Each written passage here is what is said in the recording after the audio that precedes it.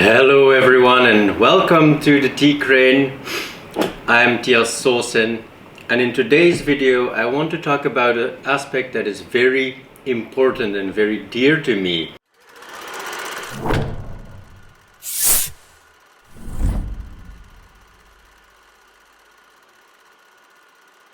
I want to talk about what kind of benefit that savoring tea can really bring to you.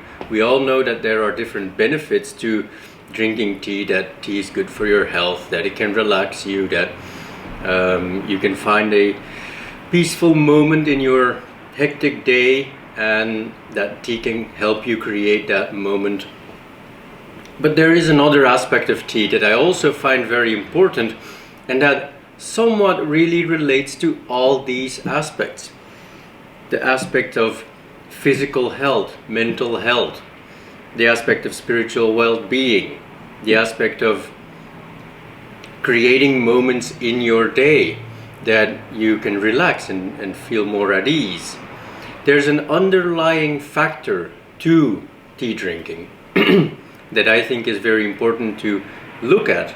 And so first of all, what I want to do is to introduce that factor, and then also introduce you to a simple process that you can use when savoring your tea and make it into a mindful moment so that you can get the most out of it and that you can also train yourself.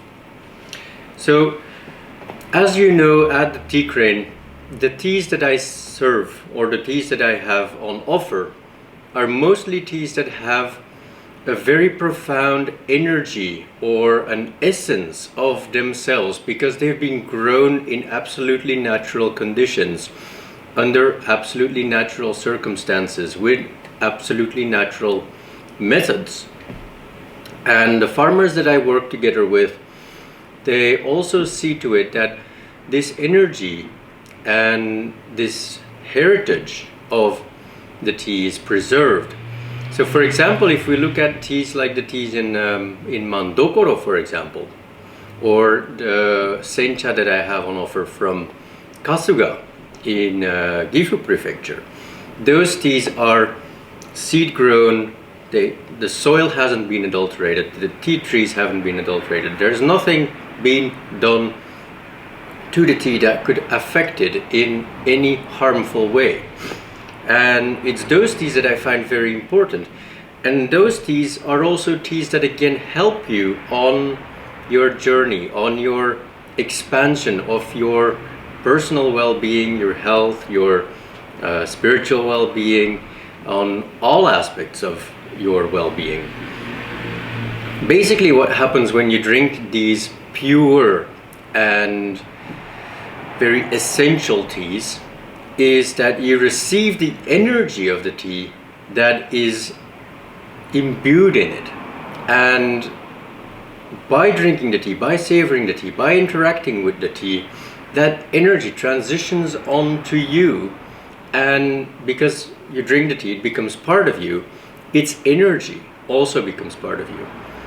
And this is a very important relationship really between us and our food, because everything that we consume becomes us. The body is an accumulation of the food and everything that we have consumed over the years. Generally, when we eat something, it becomes the body. There's a transitional process after we've consumed it. We call it digestion. But it's not only to digest the food and then get rid of it again. It's to take out the substances that we require to build our body. So food really helps our body grow, helps us retain the body, and tea does the exact same thing. But now we also have to think about the different bodies that we have, because we don't only have a physical body, we also have a mental body and an energetic body. And it's the energetic body really that I want to talk about, because the food that you consume also affects your energies. The energy that you have also comes a lot from what you have consumed. And whatever energy is consumed in it, there is memory in everything. And that memory also translates into energy. So if you eat something that has been cultivated or produced under an immense stress situation, then that factor of stress, that memory, is also something that comes onto us. And that is from where I believe that there are so many welfare diseases these days, because food is created in such, well, it's mass produced, it is created under such unnatural circumstances that also the food somehow lacks something very essential. And we see that with meat, with poultry, with beef that is created under circumstances where the animal itself dies with a feeling of stress, and that affects the meat, of course, as well, and that affects again how we receive it. So there is so much food on the market these days that does not affect us in a positive way. So with tea, I like to look out to organic teas, naturally grown teas, teas that have not only nutritional value, but it also allows us to receive the energies that we require from nature, positive energies, essential energies. And in the process that I want to talk about today, really these teas, they stand out as a way for us to cultivate our senses. That is the aspect that I want to talk about today. Because cultivating our senses, we don't often do that. When we eat something or drink something, we just gulp it down or choke it down, and we don't pay much attention to the process. So we don't pay attention to what it tastes like, we don't pay attention to how it gets into the body, we don't pay attention to what happens when the digestion occurs, etc. And some of the foods as well, they are so highly flavored that it's almost impossible to distinguish the different traits and aromas that you have. And one thing that tea has is a very subtle range of flavors and aromas. And if you approach those very subtle aromas and flavors in the proper way, then you can learn to become more discerning. You can look at tea and it can teach you very subtle differences between flavors and aromas. And the more you practice yourself in doing that, the more that you are going to become able, or the more that you are going to heighten your sensitivity, your receptivity to detail. The more that you are going to cultivate your awareness and consciousness, and the more that you are going to start paying attention to other small details as well. It is not just the tea. By going through the process of savoring tea in a very mindful, conscious way, is not just only good for the tea, but it trains you, it gives you a mindset, it gives you a sense of awareness in which your consciousness is heightened, in which you become more discerning about little details, and it will translate in other aspects of your life as well. It will affect the way you look at your food, it will affect what type of food you choose, it will affect the way you handle your work, it will affect the quality of work that you do. It translates in so many areas of life, and that is why I think this process is very important.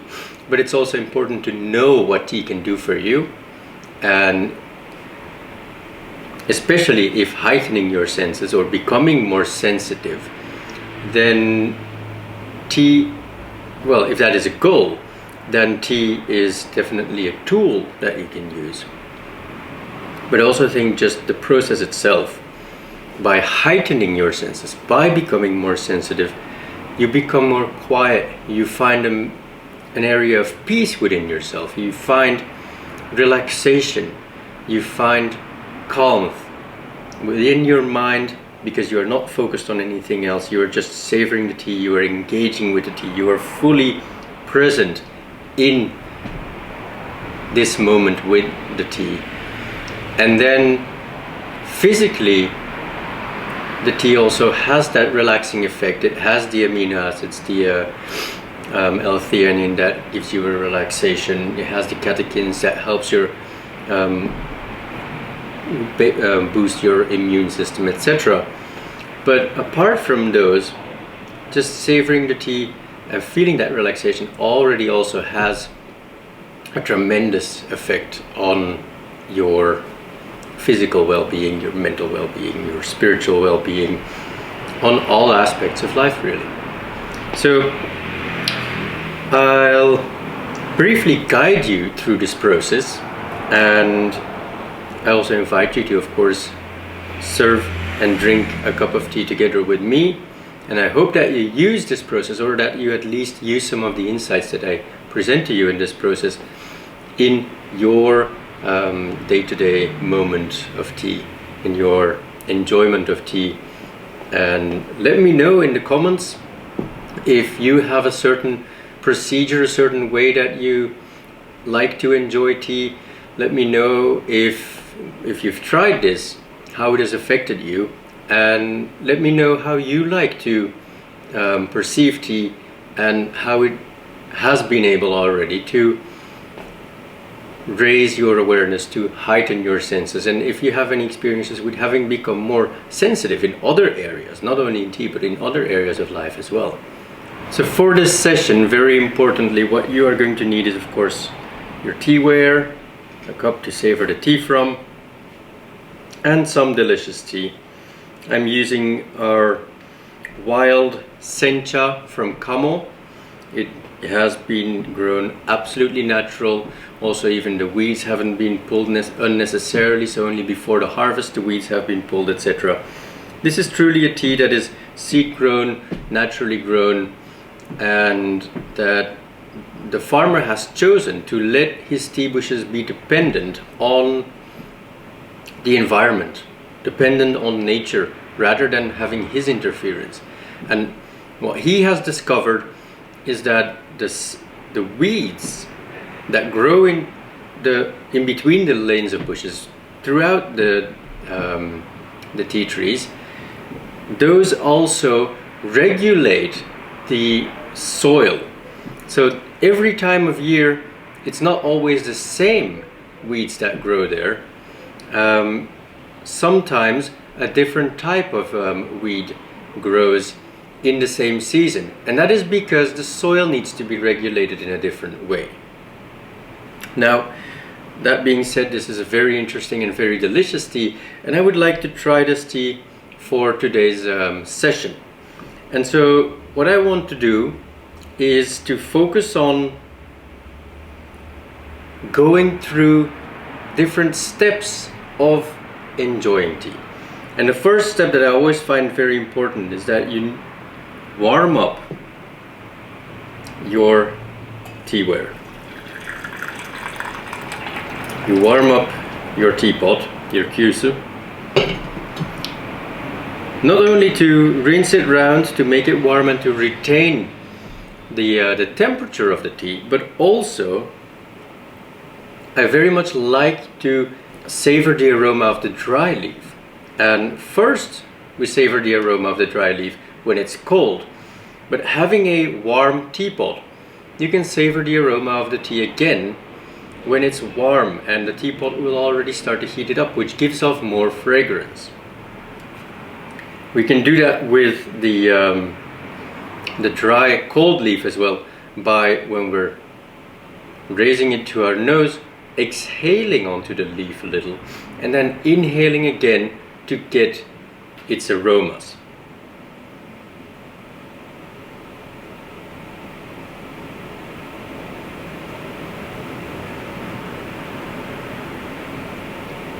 And so basically the warmth of your breath also warms the tea leaf up and releases more aromas that you then with the inhalation can savor. This step is a very important step because it allows you to see how the tea was manufactured, what the aromas are, and you can already start to anticipate what the tea will come out like when you brew it later on. This is a very important step to start interacting with your tea, to start getting a sense for what it is going to present you with and also for its energy. Then let's empty the teapot out.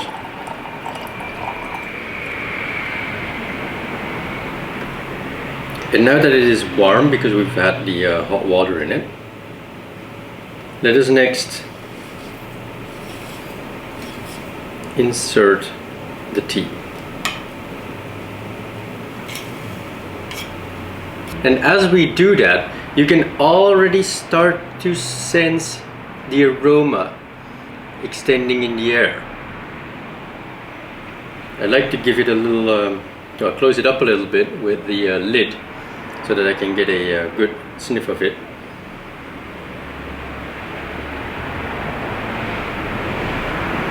And so now the aroma is much more outspoken. And so in contrast to the first time that you sense the aromas of the tea, you get more appreciation for its depth, its aroma, and its flavor, what it is going to be. So the first step, you get the aromas as well, but you more also look at the leaf and get an appreciation for its entire being. And now you get a better idea of the fragrances, the aromas that are going to come out as you brew it. And then it is time to brew the tea.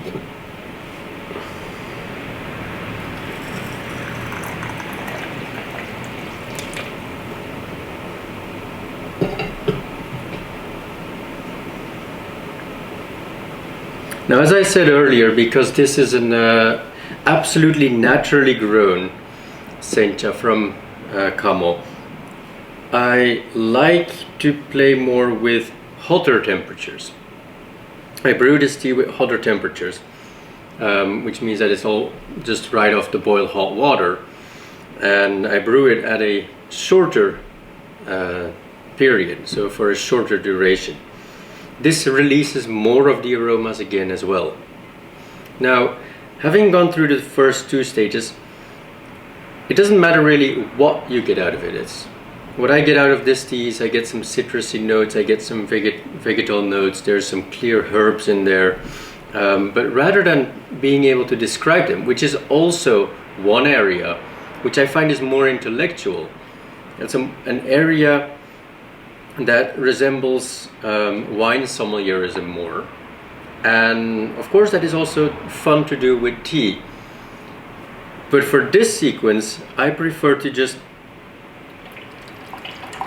appreciate it as is, just the whole of the experience, and not necessarily to distinguish the different notes, but just to be able to remark differences, to remark changes in the aroma, in the flavor, in the energy of the tea. When you drink it, to remark what happens within your body, and just to turn your attention to those experiences. Because it's through all the five senses, visual, through the sense of smell, through the sense of taste, through the sense of not as much hearing, although that pouring out the tea is also something that you can appreciate, the way that you pour, the way of the water hitting the tea leaf, then the tea pouring it out in your pitcher. Those are also things that can stimulate your hearing.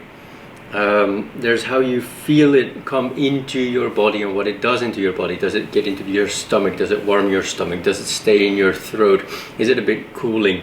There are different things that the tea does to your body, and you want to, of course, turn your senses tune your senses in, better said, on those changes. So here, after having brewed the tea, what we want to do is to have a good look at what has happened to the tea. How has it unfurled?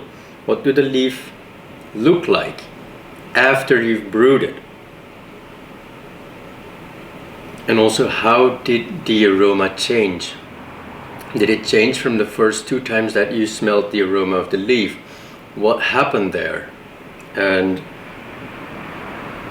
of course, again, rather than making it a very intellectual experience, as we know that the tea was not fertilized and there were these weeds in the garden, so these weeds in the garden, they might have affected the nourishment of the tea bush and have altered it in such a way that then became this trait. That's a whole other experience of tea drinking. It's more intellectual, it's more intensive.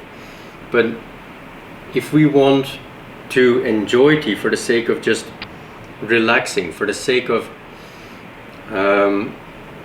cultivating our sensitivity to things, then just being present and being aware, being conscious about what you're doing, of just appreciating the moment, then that is already sufficient.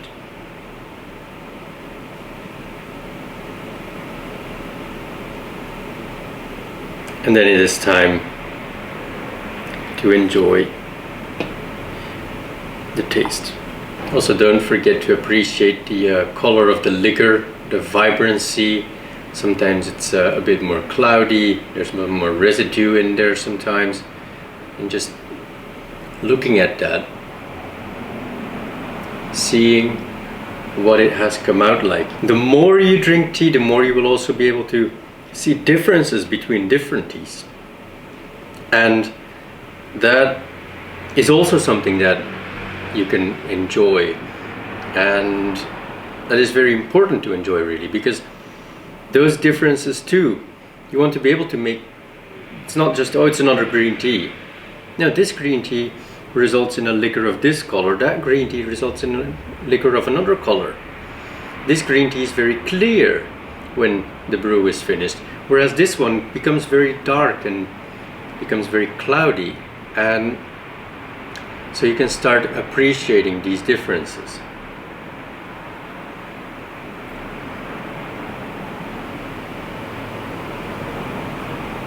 Then it's time for the aroma and for the taste.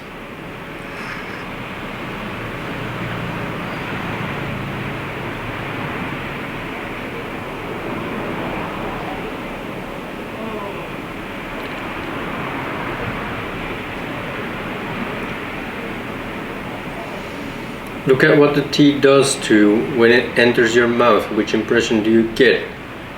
What happens on your cheeks? What happens on your tongue? What happens in the back of the mouth? When you let it sit there a little bit, how does the flavor change? When it gets into the back of the throat, what happens there? When you swallow it, does anything change in your mouth? If you wait for a little bit, does anything happen? What is the lingering taste? Is there a taste that becomes more intense after you've swallowed the tea? Is there an aroma that comes back? Or does the tea just disappear with the liquor when you swallow it? What happens in your chest? What happens in your stomach? Where does the tea go? Where is it now, and what is it doing? How is it affecting you? How do you feel after having had this sip?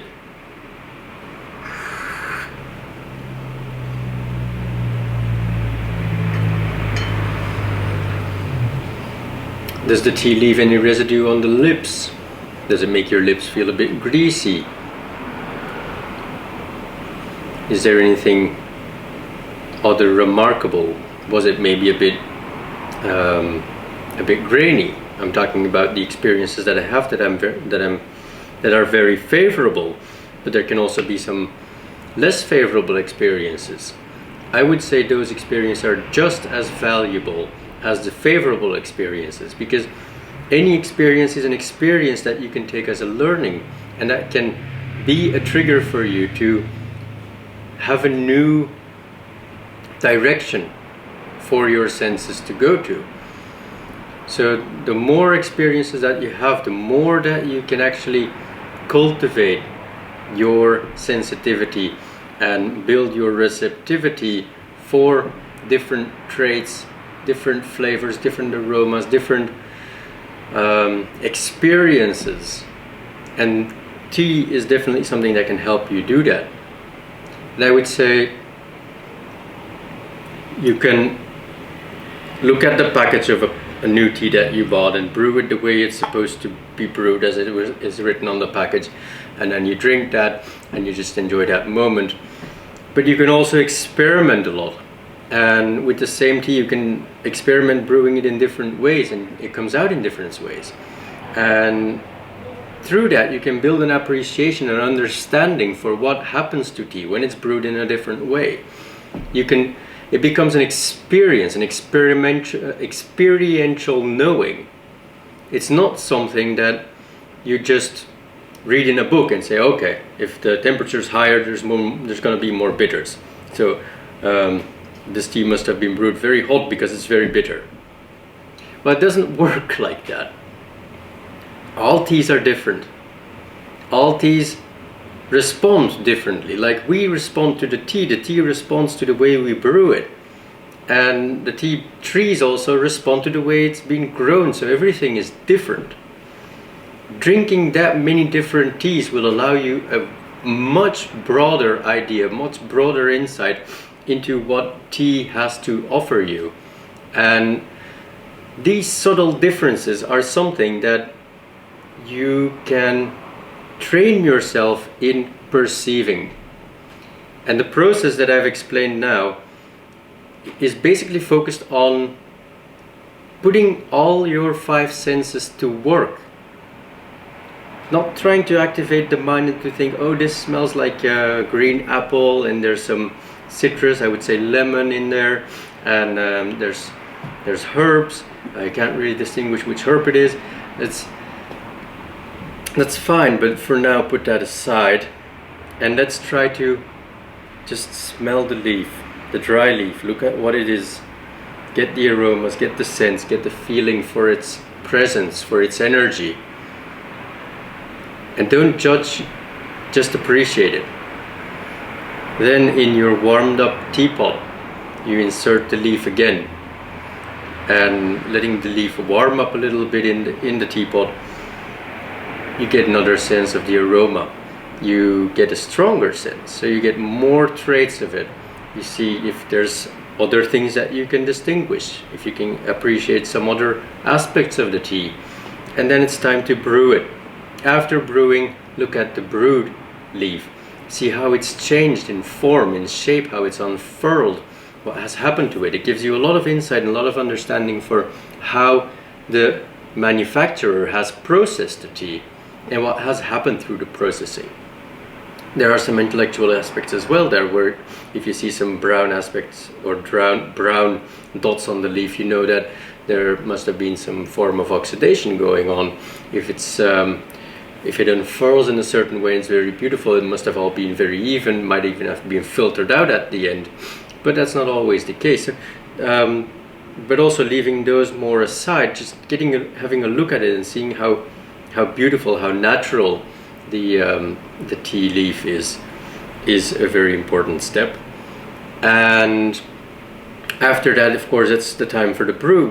How did it turn out? What happened in the liquor? Is it clear? Is it somewhat dense? What color is it? Is it bright green? Is it yellowish green? Is it more on the brown side? What does that tell you? And then also the tea itself, savoring the flavor. What does it do? What tastes do you get to enjoy?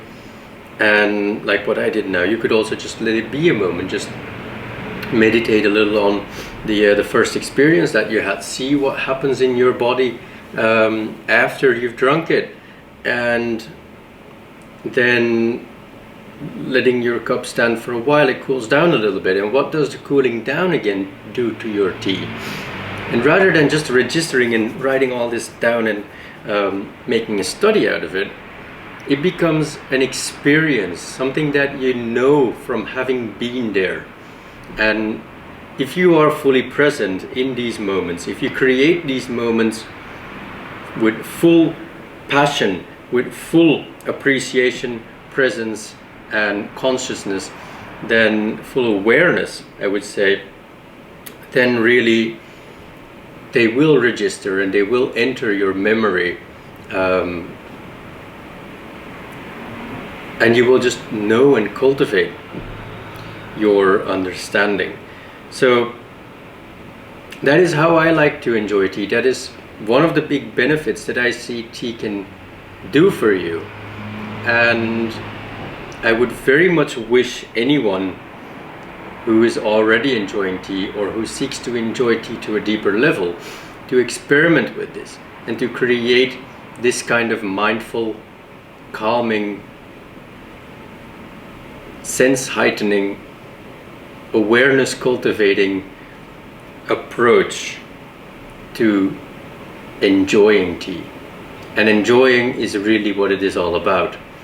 From my perspective, I think these moments are absolutely necessary for anyone who is alive at this moment. So I hope this video was interesting, this video was helpful. Again, let me know in the comments if there was anything that you got out of this, or if there's something that you like to share about your practice, how you engage in tea, what type of moments you like to create, and how it already has helped you to heighten your sensitivity, and maybe if it has affected any other aspects of life in general. So thank you very much for your attention. Thank you very much for staying with me throughout this video. It's been, again, a great honor to be able to share this information, share how I enjoy tea, how I can appreciate tea, and I just hope that this influences more people to also enjoy tea to a much deeper level. So start brewing, create these moments for yourself, go deep, go inside, and let the tea take over.